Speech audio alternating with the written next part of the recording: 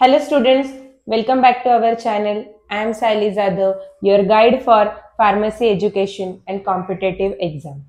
तर स्टुडंट्स बरेच स्टुडंट मला रिक्वेस्ट करत होते, कमेंट्स करत होते की मॅम स्टडी प्लॅन द्या, लेक्चर्स आणि MCQ आहेतच, पण ते आम्ही एका शेड्यूलमध्ये कसे फिक्स करू, तर आम्हाला एखादा स्टडी प्लॅन प्रोव्हाइड करा.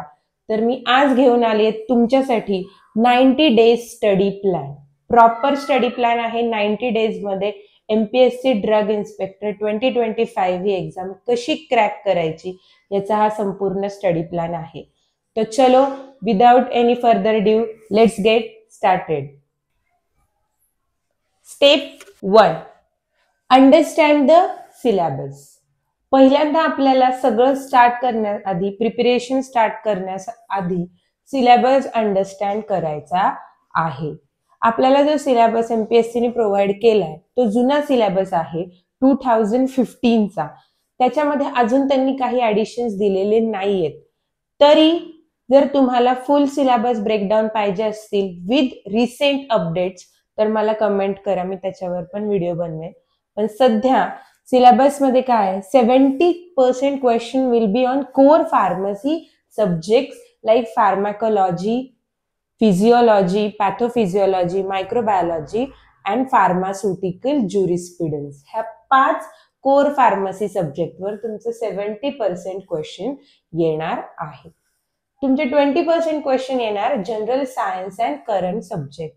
General science related to the pharmaceuticals are the subjects like pharmaceutical engineering, जे pharmacy related, quality assurance related जे काही सब्जेक्ट्स असतील ते जनरल सायन्स सब्जेक्ट्स आहेत फार्मसी रिलेटेडचे. आणि करंट सब्जेक्ट्स लाईक जसं आता कोविड होऊन गेलं, त्याच्या वॅक्सिन्स कुणी मॅन्युफॅक्चर केला, हे सगळं याच्यामध्ये कव्हर होणार.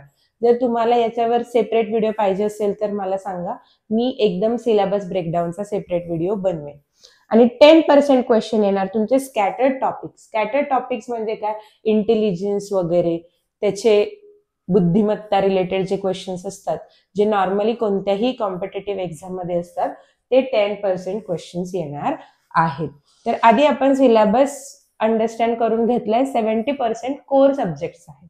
आपल्या चॅनलवर लेक्चर्स येत आहेत कोर सब्जेक्टचे. फिजिओलॉजीचं ऑलरेडी लेक्चर संपलेले आहेत, 2 लेक्चर, आणि नेक्स्ट वीक पासून फार्मास्युटिकल ज्युरिस्प्रुडन्सवर लेक्चर स्टार्ट होणार आहेत, तर तुम्ही जाऊन बघू शकता. Step 2, daily routine for next 90 days. हे डेली रुटीन आहे नेक्स्ट 90 डेज साठी फॉलो करायचे सगळ्या स्टुडंट्सनी ज्यांना MPSC ड्रग इन्स्पेक्टर 2025 क्रॅक करायचं आहे.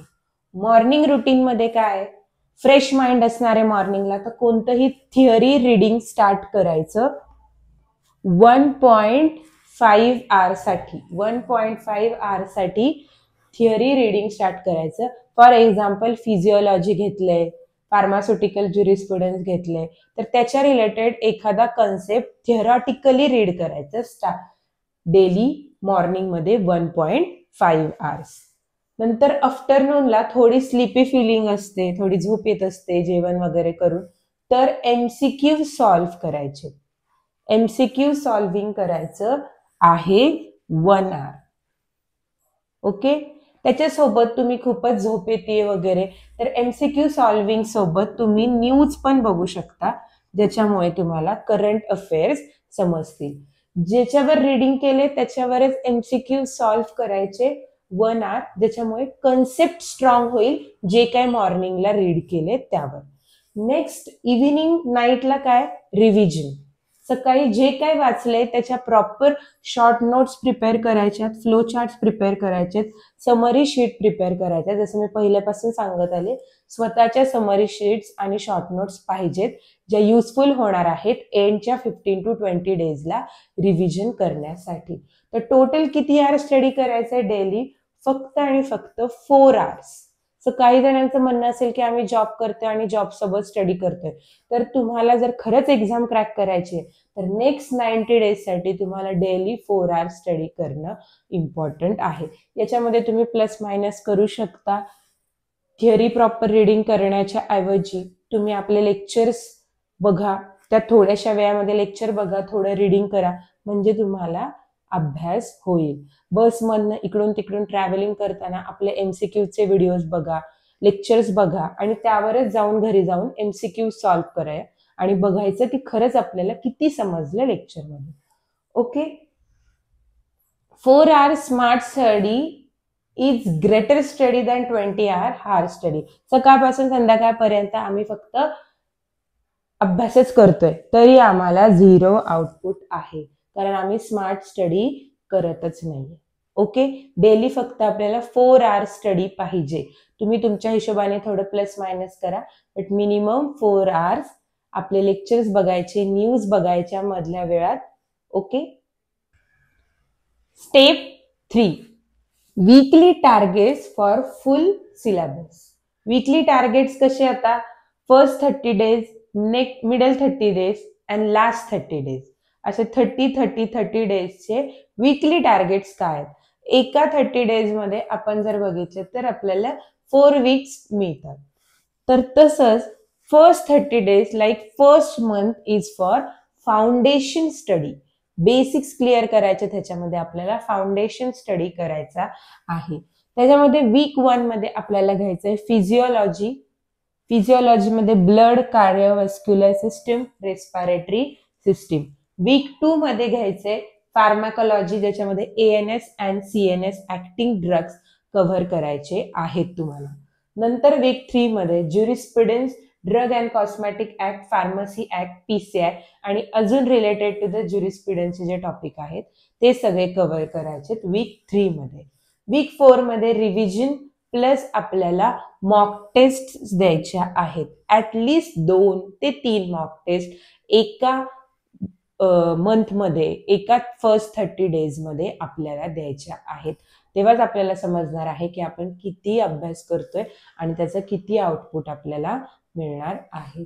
चॅनलवर पण आपल्या याच फ्लोनी व्हिडिओज येत आहेत. मध्ये थोडे 1-2 दिवस मी आजारी असल्यामुळे व्हिडिओज आले नाहीयेत, पण नेक्स्ट वीक मध्ये त्याची भरपाई होणार आहे आणि अजून 3-4 एक्स्ट्रा लेक्चर्स येणार आहेत. तर या मंथ मध्ये हे सगळं आपण कव्हर करणार आहोत. सो चॅनलला सबस्क्राईब करा आणि stay tune for every video. आणि जो व्हिडिओ जेव्हा येईल तेव्हाच बघा आणि त्याचा तेव्हाच अभ्यास करा, कारण सगळे एकत्र व्हिडिओज बघायला गेलात आणि अभ्यास करायला गेलात तर ते हार्ड होणार आहे. सो जसा व्हिडिओ येत जाईल तसा तसा तो टॉपिक कव्हर करा. तर स्टुडंट्स, मिडल 30 days मध्ये आपल्याला करायचे एक्सपान्शन. फर्स्ट मध्ये आपण फाउंडेशन स्टडी केला, बेसिक क्लिअर केलं. आता आपल्याला एक्सपान्शन करायचं म्हणजे थोडं इन डिटेल अजून वाचायचं आहे. वीक 1 मध्ये फिजिओलॉजी करायचंय, ज्याच्यामध्ये digestive, endocrine and renal system असलं पाहिजे. नेक्स्ट वीक 2 मध्ये फार्माकोलॉजी. आता तुम्ही जर प्रिव्हियस इयर क्वेश्चन पेपर बघितले तर क्लासिफिकेशन खूप विचारले गेलेले आहेत. सो CNS, ANS आपण पहिल्या मंथ मध्ये फर्स्ट 30 days मध्ये बघितला. ह्याच्यामध्ये CVS, एंडोक्राइन ड्रग्ज आणि किमोथेरपी रिलेटेड ड्रग्ज आपल्याला बघायचे आहेत. वीक 3 मध्ये आपल्याला काय बघायचंय? बेसिक फार्मास्युटिक्स अँड फार्मास्युटिकल केमिस्ट्रीचे पण बेसिक स्टडी बघायचं आहे, कारण हे तुम्हाला जास्त इन डिटेल विचारणार नाही. नेक्स्ट वीक 2 ला रिव्हिजन पाहिजे, 2 मॉक टेस्ट हव्यात आणि करंट अफेअर्सचा पण स्टडी करायचा आहे. पूर्ण मंथ मध्ये काय करंट अफेअर्स झाले, जसं मी आधी पण सांगितलं, न्यूज बघा वारंवार, डेली थोड्या न्यूज बघा, म्हणजे समजेल करंट अफेअर्स काय चालू. तर क्लिअर आहे. मिडल 30 days मध्ये आपल्याला एक्सपांड करायचंय, थोडं इन डिटेल स्टडी करायचं आहे. Now students, last 90 days final push for all syllabus. Last 90 days मध्ये आपल्याला काय करायचंय? फिजिओलॉजी वीक 1 मध्ये राहिलेलं आपलं नर्वस सिस्टीम, रिप्रोडक्टिव्ह सिस्टीम, अजून कोणती सिस्टीम राहिली असेल तुमची रीड करायची तर ती. वीक 2 मध्ये फार्माकोलॉजी मधलं टॉक्झिकोलॉजी आणि क्लिनिकल फार्मसी. हे जर रीड करून झालं असेल ऑलरेडी तर इथं तुम्ही ऍड करू शकता मायक्रोबायोलॉजी, ज्युरिस्प्रुडन्स. वीक 3 मध्ये general knowledge, current affairs, microbiology and biotechnology हे सब्जेक्ट कव्हर अप करा लास्टला, म्हणजे रिवाइज करायला इझी जातील. वीक 4 मध्ये लास्ट वीकमध्ये, लास्ट वीकमध्ये काहीही नवीन वाचायचं नाहीये. जुनं जे काही वाचले त्याची रिव्हिजन करायचे, full revision of all subject important on the higher priority pharmaceutical ज्युरिस्प्रुडन्सचं सगळं रिवाइज करायचं आहे. Plus you should give 4 mock test. जेव्हा खूप साऱ्या मॉक टेस्ट देतील, खूप सारे MCQ स्वतः सॉल्व्ह कराल, तेव्हाच समजणार आहे की कसं आपण सॉल्व्ह करू शकतो, कसे क्वेश्चन्स येऊ शकतात.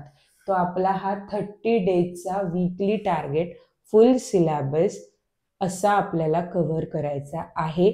चॅनलच्या लेक्चरवर पण हा असाच कव्हर होणार आहे. Step 4 revision and mock test. बऱ्याचशा स्टुडंट्सचे मेसेजेस येतात की मॅम आम्ही स्टडी तर खूप करतोय पण आम्हाला लक्षात राहत नाहीये, MCQ सॉल्व्ह करताना आठवतच नाही आम्ही काय रीड केले. तर स्टुडंट्स, रिव्हिजन इज अ की. रिव्हिजन नाही केली तर तुम्ही कितीही रीड केलं आणि काहीही रीड केलं तरी तुम्हाला काहीही लक्षात राहणार नाही. सो जसं आपण आधी पण सांगितलंय, डेली रुटीनमध्ये नाईटला तुम्हाला रिव्हिजन करणं इज इम्पॉर्टंट. रिव्हिजन केलीच पाहिजे दिवसभरात काय केले. एव्हरी संडेला तुम्ही एक मॉक टेस्ट द्या. एव्हरी संडेला जर तुम्ही एक मॉक टेस्ट दिली तर तुम्हाला समजणार आहे की तुम्ही काय स्टडी केलंय आणि तो केलेला स्टडी किती लक्षात ठेवा. आणि मोस्ट इम्पॉर्टंट थिंग जी मला तुम्हाला सांगायची होती, मेक अ मिस्टेक डायरी.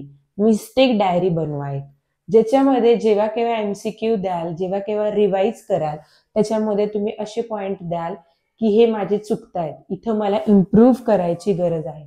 हे तुम्हाला लास्ट 15 डेजला खूप इम्पॉर्टंट राहणार आहे. काय बनवायचंय? Mistake diary. मिस्टेक डायरी बनवायचे, त्याच्यामध्ये कशात इम्प्रूव्ह केलं पाहिजे, कुठं चुकते हे सगळं लिहायचं. तर students, last step, 5th step, smart notes and shortcuts. जसं मी डेली रुटीनमध्ये पण दिलंय, नाईटला तुम्ही दिवसभरात काय वाचलं, कशावर अभ्यास केला, काय MCQ सॉल्व्ह केले, त्याच्यावर short notes, summary charts, flow charts तुम्हाला प्रिपेअर करायचे आहेत. ते तुम्हाला खूप हेल्पफुल होतील.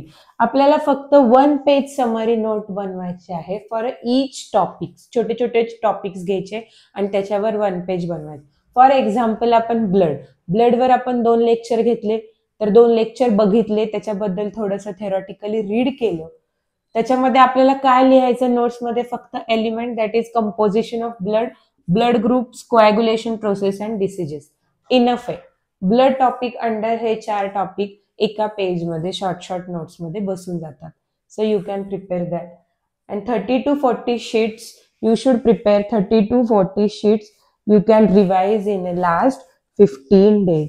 असेच 1 पेजचे नोट्स बनवून 30 to 40 शीट्स रेडी होतील. त्या शीट्स तुम्हाला लास्ट 15 डेजमध्ये फक्त रिवाइज करायचं आहे. सर्वात इम्पॉर्टंट स्टेप आहे ही. स्मार्ट नोट प्रिपेअर करायच्या आणि शॉर्ट नोट्स काढायच्या. तर स्टुडंट्स, आपण बघितल्या 5 steps to crack MPSC drug inspector 2025 exam. 5 step आपण बघितल्यात. Step 1, understanding the syllabus. Syllabus in detail understand करायचं आहे 70, 20 आणि 10 मध्ये. त्याच्यामध्ये आपल्याला जास्त वेटेजवाले सब्जेक्ट चूज करायचे आणि त्याचा स्टडी स्टार्ट करायचा. Step 2, daily routine. Morning, afternoon, evening. मॉर्निंगला थेअरी सब्जेक्ट, आफ्टरनूनला MCQ सॉल्व्ह आणि न्यूज बघायच्यात आणि इव्हिनिंगला आपल्याला रिवाइज करायचंय सगळं.